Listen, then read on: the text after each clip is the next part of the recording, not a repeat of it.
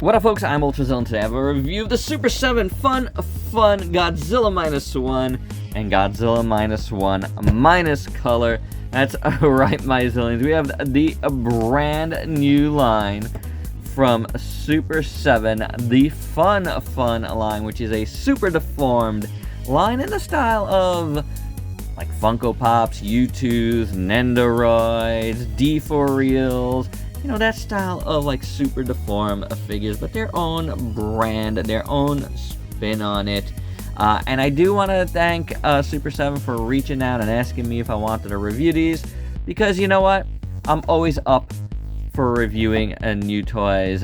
Even though I personally had said here on the Ultra Z News on my Facebook page that I thought these looked cool, but you know, I was probably not going to get them just because I was just kind of stepping back from this style of figure, just because there's just too many things out there to get. So I had to step away from a few things, and I decided that style of figure I wasn't going to get anymore. So hey, thanks again to SUPER7 for sending them over. That's really cool of you guys, because you know, I did want to check them out, so now we're going to have a chance to. So a little info on the line. There are 4 figures in this first wave. We have all 4 of them in hand. We have 2 here. We have the 2 Godzilla Minus One figures. This is the standard edition, and I believe this is a Amazon exclusive edition, the Minus Color.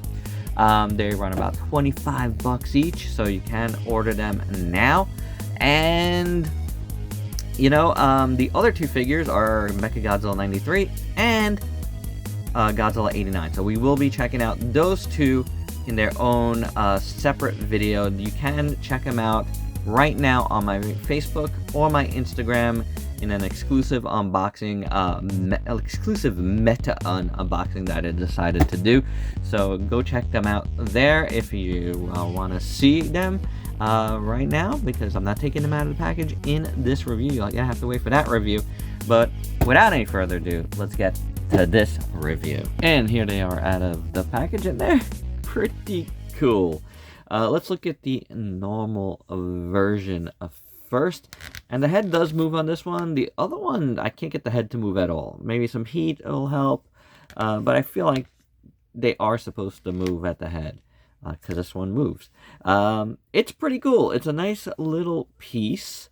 I do think they are a little bit bigger than a Funko Pop, which is good. So it's not bad. It's not bad. I mean, they have this, and you saw it on the packaging, this like Japanese feel, and that's like one of the things that like SUPER7's all about, right? Is about the, you know, homaging like the Japanese style of figures.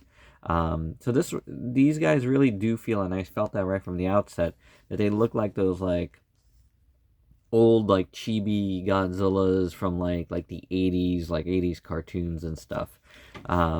Yeah, like that's what the style reminds me of, way more than like a Funko Pop or whatever, or anything else. I mean, I think they nailed what, you know, they're trying to do here. You know, the whole fun, you know, it just feels and sounds Japanese. So kudos on that front. I do feel that these evoke that pretty well. You got the signature scar there, which looks cool, scarring there.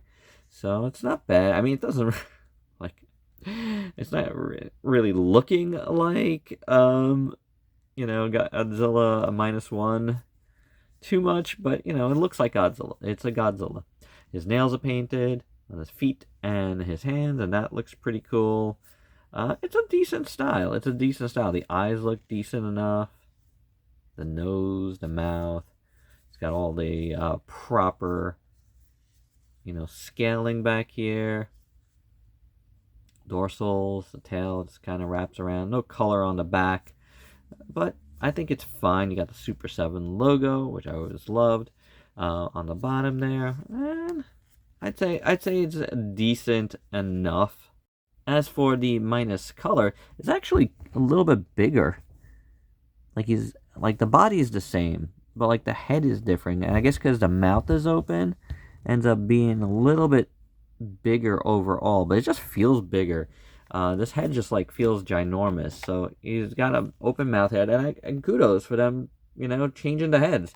I think that's pretty rad. Tongue is in gray, but the teeth are painted. I feel like the tongue is almost a different color gray. Am I wrong there? Maybe I'm wrong. I don't know. It kind of looks a little different than the outer gray. And then the rest is in gray.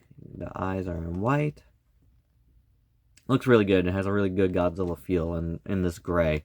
Like a good classic Godzilla feel. The light gray for the nails look good. There is a light gray here for the scarring. And a lighter... there is. It is painted a light gray on top of the gray. So maybe the tongue is that same color. Maybe that's why it's looking a little bit different to me in there. I could be wrong, but, you know, it does look like that. This also feels shinier than this one does. Yeah, right? Am I right there? I think I'm right. I feel like the gray coat is a little shinier than this, like, kind of brownish look to the regular version. So, pretty good. It's pretty good. You know? Is there a charging one that I'm forgetting about? I felt like there was a charging one, but I could be wrong. Like I said, the head, I cannot get it to move. Again, probably going to have to free it somehow. Or I'll just leave it. But overall, it looks pretty good. Oh, interesting. This one doesn't, it's printed, but it's very, very light. It's like in a light blue. There it is. The printing, Toho printing. But yeah. The mouth has to be different, doesn't it? It looks different. Anywho, they're both pretty cool. I think I like the gray one more, but I do like that you see the scars on this one. So either way, I think they're both pretty decent. And for your size comparison, here is a bunch of figures I talked about in the beginning.